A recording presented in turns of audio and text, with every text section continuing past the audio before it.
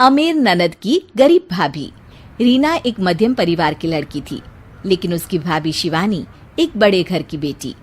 शिवानी की शादी अभिषेक से लव मैरिज थी। अरे भाभी, ये कितना अच्छा सूट पहना है आपने।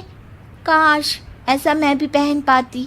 अरे क्यों नहीं रीना, वैसे भी तुम्हारा और मेरा नाम तो एक ही है, जब मन करे पहन लेना। भाभी, आपको आपके पापा ने कितने अच्छे कपड़े गहने दिए हैं।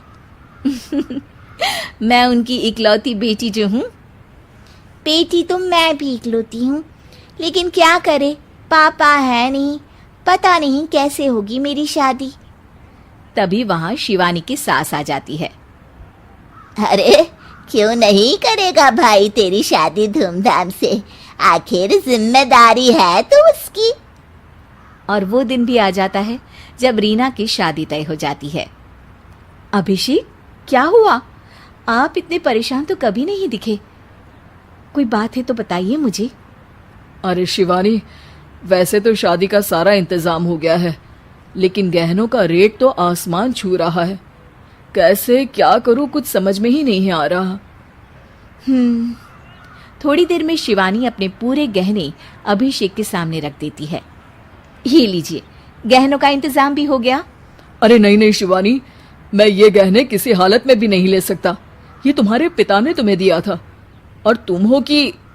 तभी वहां सास आ जाती है। अरे तो क्या हुआ, इसकी तो हो गई ना शादी, अब किसे दिखाने हैं इसने गहने। सास गहनों का डिब्बा शिवानी के हाथ से लेकर वहां से चली जाती है। रीना की शादी धूमधाम से होती है और अब वो बड़े घर की बहू बन जाती है। वहीं रीना की शादी के बाद शिवानी और अभिषेक उसकी शादी के कर्जों से डूब जाते हैं। मैं सोच रही हूँ नौकरी करनी शुरू कर दूँ, वैसे भी पढ़ी लिखी हूँ, आपकी थोड़ी मदद भी हो जाएगी। वैसे शिवानी, कुछ दिन कर लो तो अच्छा ही होगा, क्योंकि ज़रूरत भी है। अब शिवानी भी नौकरी करने लगती है और घर खर्चे में अभिषेक का हाथ बटाती है। एक दिन शिवानी, रीना का फोन आया था, कह रही थी कि आने वाले त्योहार में उसके ससुराल जाना है। ठीक है माँ। अरे ठीक तो है, लेकिन एक काम कर लेना, उसके सास ससुर से लेकर पूरे खानदान के कपड़े मिठाइयाँ सब ले आना, और हो सके तो रीना के लिए छोटे से कान में पहनने के बूंदे भी। और क्या है ना, शादी में उसे सारी बड़ी बड़ी कान की ज्वेलरी दी थी, घर में पहनने के लिए तो उसके पास कुछ भी नहीं है। शिवानी सोच में पड़ जाती है कि वो क्या करे, क्योंकि कर्जों और घर के खर्चों के बाद तो पैसे बचते ही नहीं थे। शिवानी फिर अपने पिता को फोन करती है और उनसे पैसे मांगती है। देखो शिवानी, मैंने तुम्हें शादी के वक्त ही मना किया था कि ऐसे घर में शादी करनी ही नहीं चाहिए।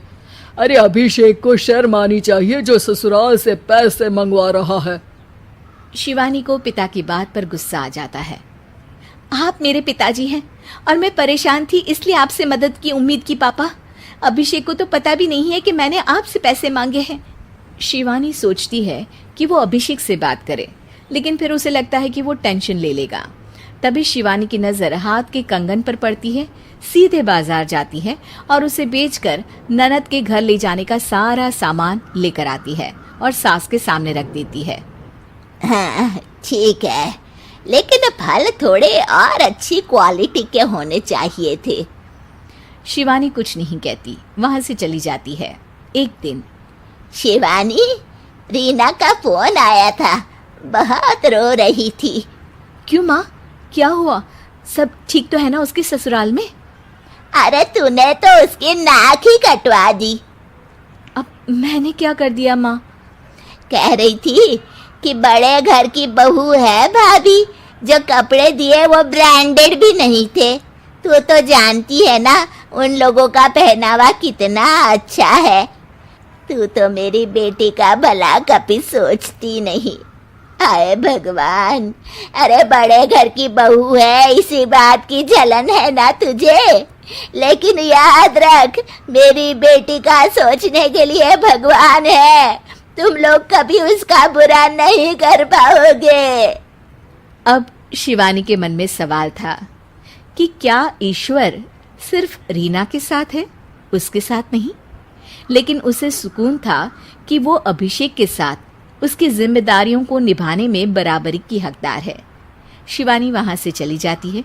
वो सास से कुछ नहीं कहती, क्योंकि अमीर घर की बहू बनकर रीना को भले ही सुकून ना हो, लेकिन गरीब घर की बहू बनकर शिवानी खुश है, क्योंकि खुशी पैसों से नहीं, परिस्थितियों पर निर्भर करती है।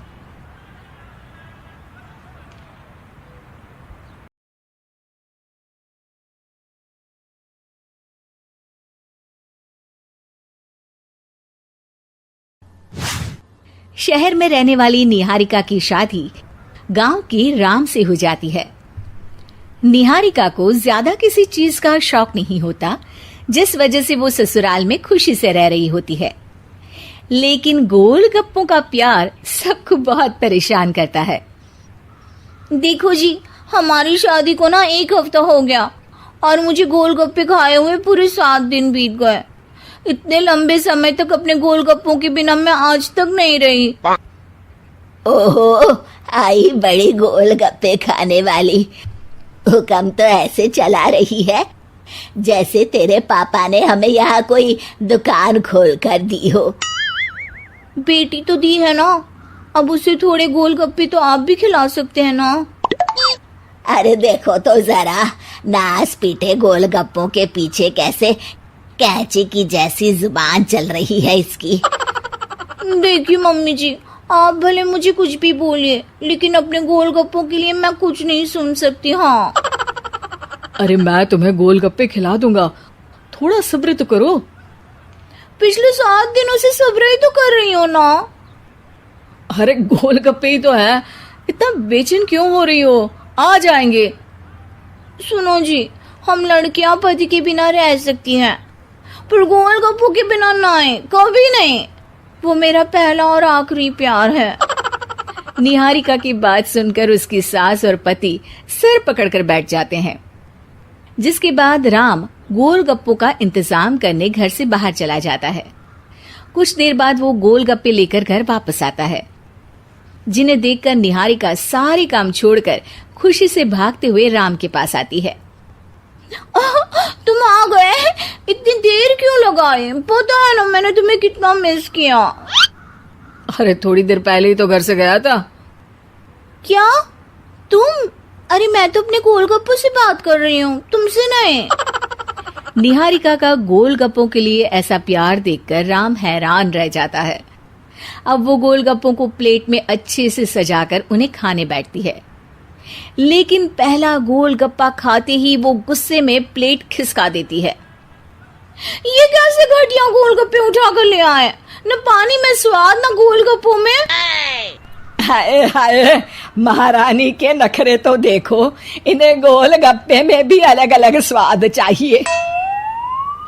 ठीक है, आप लोग इस पर बहस मत शुरू कर देना, मैं ना कल दूसरी जगह से खरीद लाऊंगा, ठीक है? अगले दिन राम निहारिका के लिए गांव में दूसरी दुकान से गोलगप्पे खरीद कर लाता है, पर उसे वो भी पसंद नहीं आते। जिसके बाद बहुत दिनों तक यही सिलसिला चलता रहता है, जिसमें राम अपनी पत्नी के लिए दूसरे गांव तक जाकर वहां से भी गोलगप्पे खरीद कर लाता है, पर निहारिका को कहीं के कोई भी गोलगप्पे पसंद ही नहीं आते। तुमको तो अच्छे गोलगप्पे की पहचान करना आता ही नहीं है। तुमको गोलगप्पे का प्यार पता ही नहीं है, तुमसे कुछ होता ही नहीं है। अरे तुमसे बहुत होता है तो तुम खुद कर लो ना।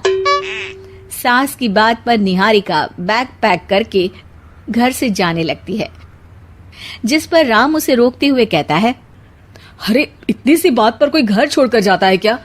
मैं कल शहर जाकर तुम्हारी पसंद के गोलगप्पे ले आऊंगा, ठीक है? आपको कहीं जाने की जरूरत नहीं है, मैं ही शहर चली जाती हूँ और घर छोड़कर नहीं जा रही, गोलगप्पे खाने जा रही हूँ।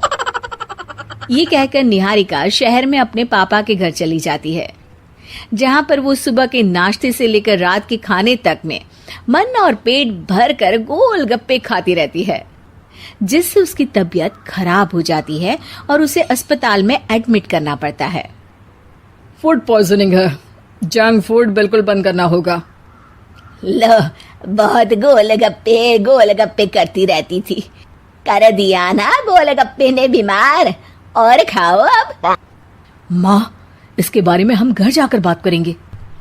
कुछ दिनों में निहारिका ठीक होकर अपने ससुराल वापस आ जाती है, जिस पर एक बार फिर सास बहू की नोकझोंक शुरू हो जाती है। अब थोड़े दिन अपने प्यार से दूर रहना, नहीं तो इस बार सीधा भगवान के घर पहुंच जाओगी। इस बार सास की बात का कोई जवाब दिए बिना निहारिका अपने कमरे में चली जाती है। बीमार होने की वजह से निहारिका गोलगप्पे तो खा नहीं पाती, लेकिन अभी भी उसके मन में हर वक्त उन्हीं के ख्याल चलते रहते हैं।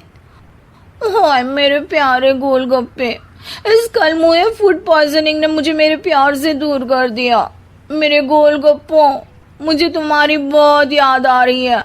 अगर मैंने तुम्हें खाया तो मम्मी जी तानों के ही गोलगप्पे बनाकर मुझे खिला देंगी। एक दिन निहारिका अपने चेकअप के लिए डॉक्टर के पास गई, जिसकी घर से निकलते ही राम रसोई में जाकर कुछ करने लगता है। शाम को निहारिका के घर वापस आते ही उसकी सास कहती है, शक्ल से तो लग रहा है कि डॉक्टर ने थोड़े और समय तक गोलगप्पे बंद कर दिए। अच्छा है, कम से कम अब हमें पूरा दिन गोलगप्पा पुराण तो नहीं सुनना पड़ेगा। सास की बातें सुनकर निहारिका चिढ़ते हुए अपने कमरे में जा रही होती है। तभी राम गोलगप्पों से भरी एक बड़ी प्लेट लेकर उसके सामने आ जाता है, जिन्हें देखकर निहारिका का चेहरा खिल उठता है। ये मैंने तुम्हारे लिए बनाया है। तुम्हें अपने पसंद की चीज खाने से कोई नहीं रोक रहा। जितना खाना है उतना खाओ, लेकिन उससे खाने की एक लिमिट होनी चाहिए। हाँ बहू, किसी भी चीज की अति हमेशा नुकसानदायक ही होती है। ठीक है, पर अभी मुंह में पानी आ रहा है। गोलगप्पे खाऊं प्लीज? अरे अकेले क्यों, सब साथ मिलकर खाएंगे ना।